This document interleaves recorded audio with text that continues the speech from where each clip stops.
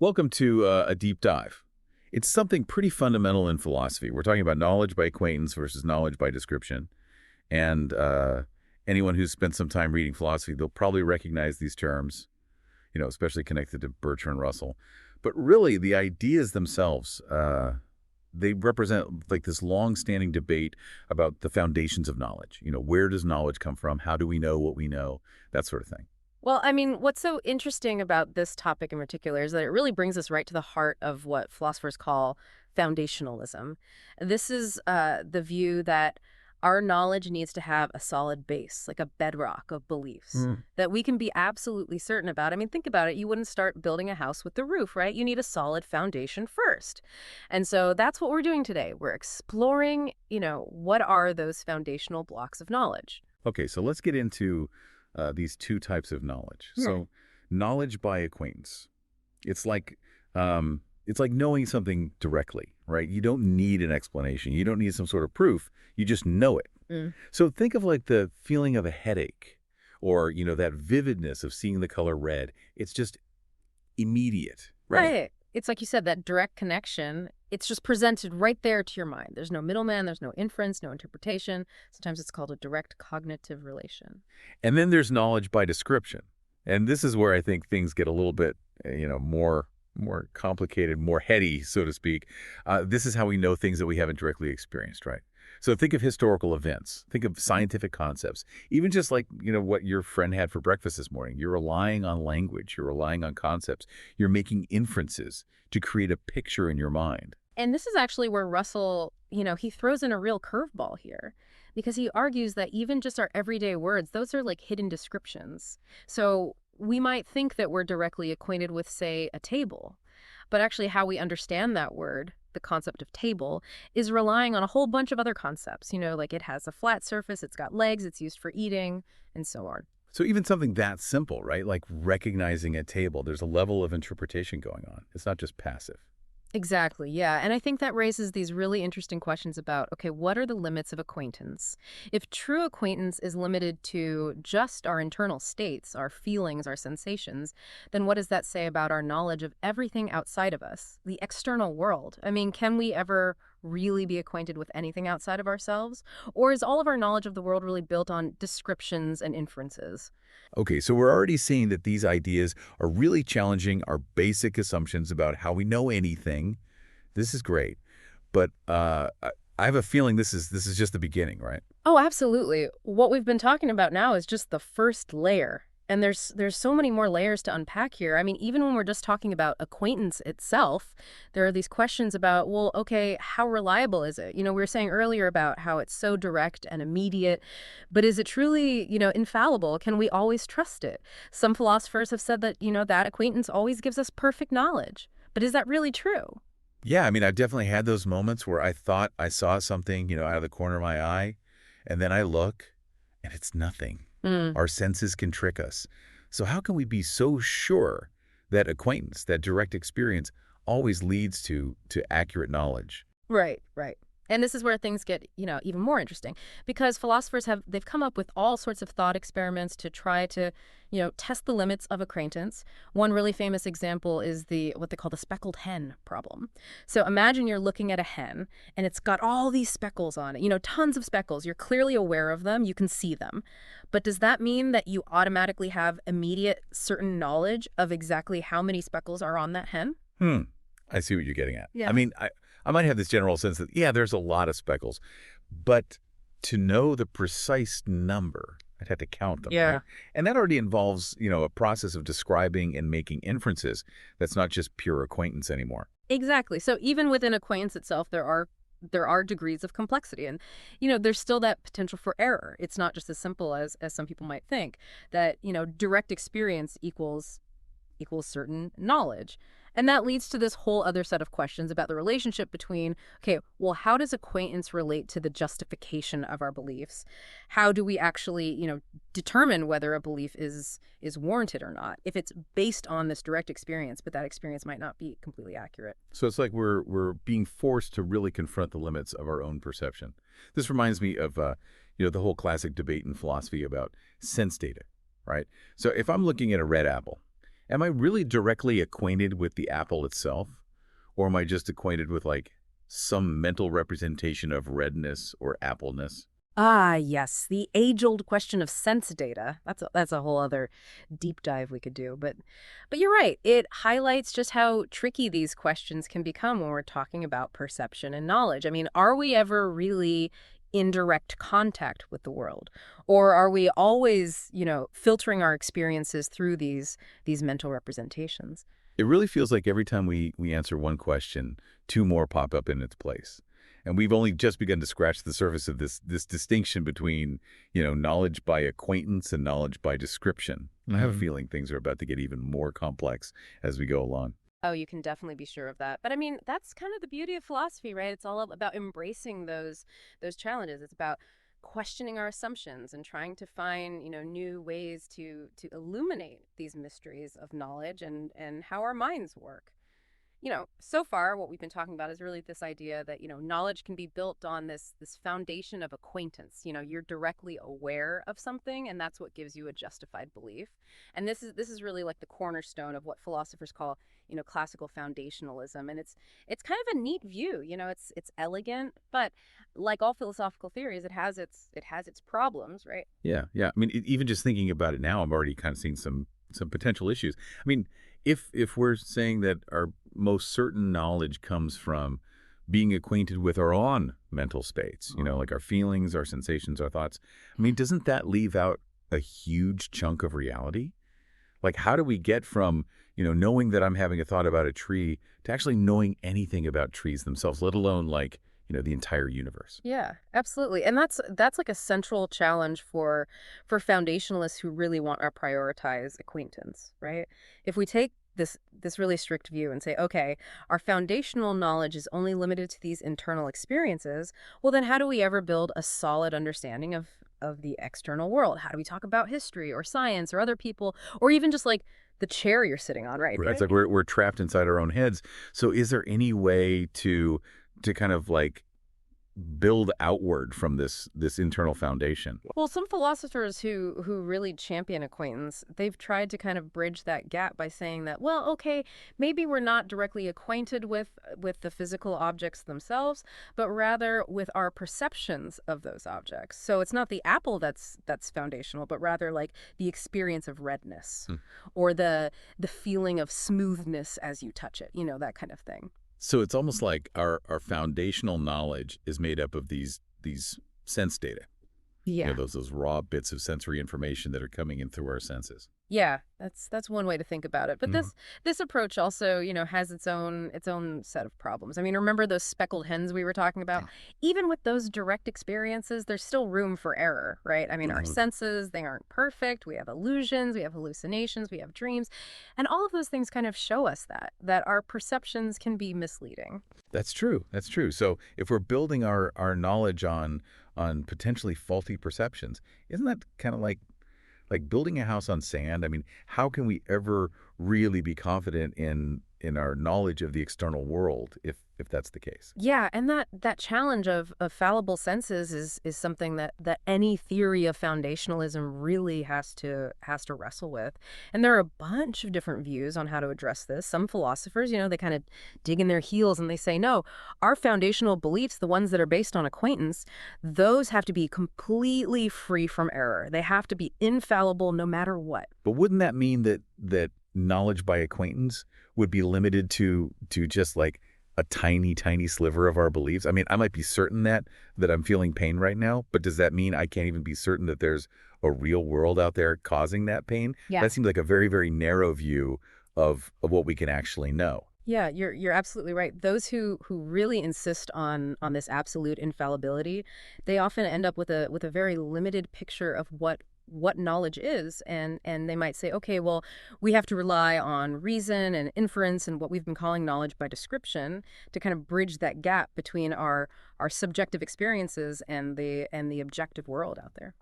So it seems like even when we're talking about foundationalism, we're still running into this interplay between acquaintance and description, right? I mean, they're not totally separate categories Oh, after all. absolutely not. No, it's a constant back and forth between the two. even those who argue for this broader view of what acquaintance is, they still acknowledge that most of our knowledge comes through description. I mean, think about it. You've never directly experienced ancient Rome, right? But you can still know things about it through historical accounts, through archaeological evidence, all these different kinds of descriptions. Right. It's like we're kind of piecing together this mental model of ancient Rome, building it out of these descriptions and inferences. Exactly. Yeah. And the challenge for a lot of philosophers who are working in this tradition is to show, well, okay, how do those webs of descriptions that we build, how are they ultimately grounded in, or at least made possible by some foundational layer of acquaintance? So the trick is to figure out how these aha moments of direct awareness, these instances of acquaintance, how do those connect up to this huge network of concepts and descriptions that make up our understanding of the world? Exactly. And there are a few different strategies that philosophers have tried to use to make that connection.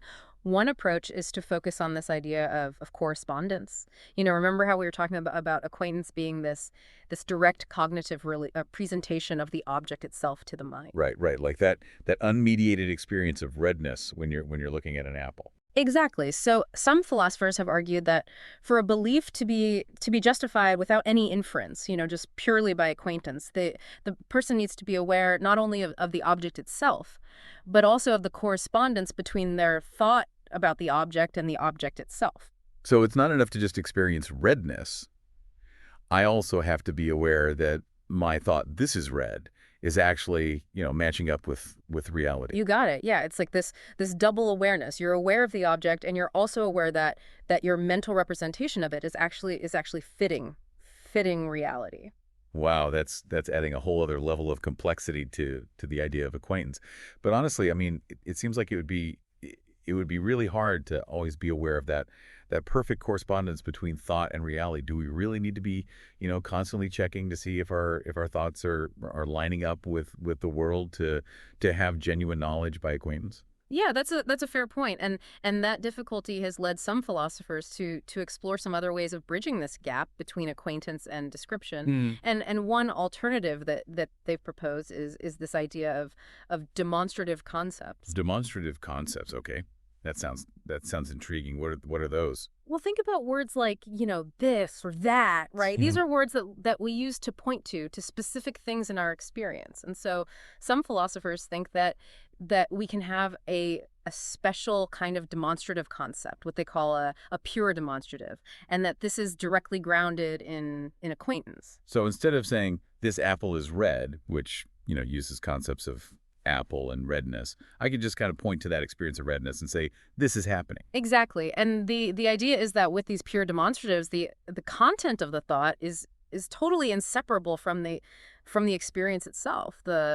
The awareness of the experience and the thought about it, they almost become the same thing. Okay, yeah, I can see how that could really help bridge that gap between acquaintance and description. It's like those Yeah. those pure demonstratives allow us to kind of like plug that raw experience directly into our conceptual framework. Yeah, that's a great way to put it. But even with this approach, there's still challenges and nuances to consider. I mean, for example, if these pure demonstratives are so tightly linked to these very specific individual experiences, well then how do we ever form concepts that last over time? Concepts that we can apply to lots of different situations. Right, right. That's a great question. If every instance of redness is tied to this unique fleeting experience, well, then how do I ever form this general concept of red that applies to apples, to stop signs, to fire trucks, to everything? How do I hold on to that knowledge even after that original experience is gone? Yeah, and that's something that philosophers like David Chalmers has spent a lot of time thinking about, and he's proposed this idea of standing phenomenal concepts. So these are concepts that are still rooted in phenomenal experience and what it feels like to have certain experiences, but they have this more lasting quality. So they allow us to retain knowledge of what an experience is like even after the experience itself fades away. So it's almost like mental snapshot of the experience, a trace that we can kind of carry with us and use to compare to future experiences. Yeah, you can think about it that way. And this is taking us into some really interesting philosophical territory, I think, because it's suggesting that our conceptual understanding of the world might be much more deeply entwined with our subjective experiences than we often realize. Okay, so we've gone from this idea of like a solid foundation of knowledge built on direct acquaintance to this much more complex picture of concepts and descriptions that they're somehow rooted in but also potentially limited by those foundational experiences. It's like we're building a mental model of the world using these basic building blocks of acquaintance, and then we're using description as this scaffolding to reach these higher and higher levels of understanding. But all along the way, we're having to grapple with this potential for error, the limitations of our senses, and this question of how much we can really know about anything that's beyond our immediate experience. Yeah, that's a fantastic summary of where we are right now. And this brings us to another classic philosophical problem that's really deeply tied to this whole discussion, which is the problem of other minds. So if our most certain knowledge comes from this direct acquaintance with our own mental states, our own thoughts and feelings, well then how can we ever really know what's going on inside someone else's head? That's a great point. It does seem like we've been so focused on our own internal world, our own access to knowledge, that we haven't even touched on how we understand other people. But before we dive into that, I think it is worth just kind of pausing for a second and acknowledging this has been a pretty mind-bending conversation so far. It's making me question everything I thought I knew about how I know anything. Yeah, no, I totally agree with you. This is one of those philosophical rabbit holes that can really make your head spin. But it's also incredibly exciting because it forces us to really confront these fundamental mysteries of how our minds work, how we build knowledge, how we connect to the world around us. So, we've really been in the thick of things here, talking about how we know things. But like you're saying, there's this whole other aspect to knowledge, right? There's other people involved, this whole problem of other minds. I mean, if what we know best, the things we're most certain of, come from us being acquainted with our own thoughts and feelings, well, how can we ever really be sure that anyone else even has a mind like ours? Yeah, it's a question that's really, bothered philosophers for centuries because, I mean, we don't have direct access to what's going on in another person's head, their thoughts, their feelings. We can't crawl inside there and see the world the way they do. Right, exactly. It's like we're always trying to figure out this code, looking at their behavior, what they say, their facial expressions, trying to guess basically what's going on in there. And to be honest, it doesn't always work, right? Exactly. Yeah. And you can see how this all kind of ties back to the distinction we've been talking about between acquaintance and description. So, our knowledge of our own minds, it's rooted in that direct acquaintance, that intimacy with our own internal world. But when it comes to other minds, our knowledge is almost entirely descriptive, right? We're relying on these external clues, observing how they behave, and then interpreting all that to try and build this picture of their inner world. So does that mean that our knowledge of other minds is, I don't know, is it kind of less certain? Mm-hmm. Less trustworthy than what we know about our own minds? Or are we just, I don't know, stuck forever wondering if other people are actually experiencing things the same way we are? I mean, that's a question that's really generated a lot of debate. And some philosophers have argued that yes, there is this fundamental gap. There's the certainty of our own first-person experience, how we experience things directly.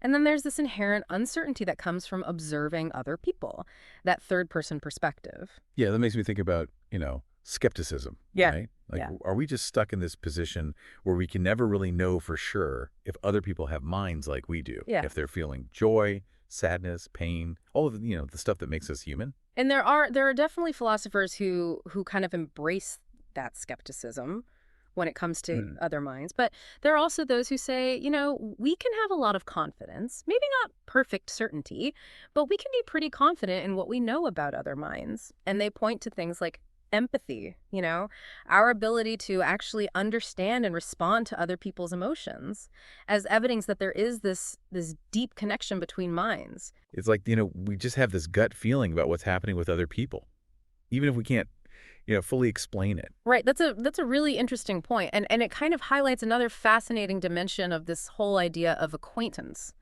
which is it's not just about knowledge, but it's also about about thought itself. Well, hold on. Acquaintance and thought. I thought we Yeah. were just talking about knowledge here. Well, yeah, but remember what Russell was saying. He said that any proposition that we can understand, it has to be made up of stuff we're already acquainted with. So he was basically suggesting that acquaintance, that direct experience, is necessary for us to even think in the first place. In other words, we can only think about things that we've already had some kind of direct contact with, even if that contact is just with our own mental states, you know? Okay, so even when we're thinking about these really abstract concepts, we're still pulling from this pool of past experiences, stuff we've been directly acquainted with. Exactly. Yeah, our thoughts, they're built from these building blocks of acquaintance. And that's true even for ideas that seem really, really far removed from that direct experience. Can you give an example of that? Like, how could something like, I don't know, justice, which is so abstract, how could that be based on acquaintance? Sure, sure. Well, think about all the different experiences you've probably had that feed into your understanding of what justice is. I mean, maybe you've seen someone be fair, or maybe you've seen something really unfair. Maybe you've felt that sting of injustice yourself, or, that feeling of satisfaction when you see someone get what they deserve. All of those experiences, those moments of acquaintance with those specific feelings and situations, well, they become part of the material you use to build up this whole concept of justice. So our concept of justice, and I'm guessing this is true for other really abstract ideas too, is basically like this, I don't know, like a concentrated version of those experiences, like a way of putting a name to them, a way to make sense of it all. Exactly. Yeah. And that's where this interplay between acquaintance and description, it all comes full circle. So we start with these really basic building blocks. Those moments of direct awareness, that's acquaintance. And then we use language, concepts, reasoning, all the tools of description to build up these really complex, abstract ideas. It's like building a tower, right? Acquaintance is the foundation, it's what we're building on.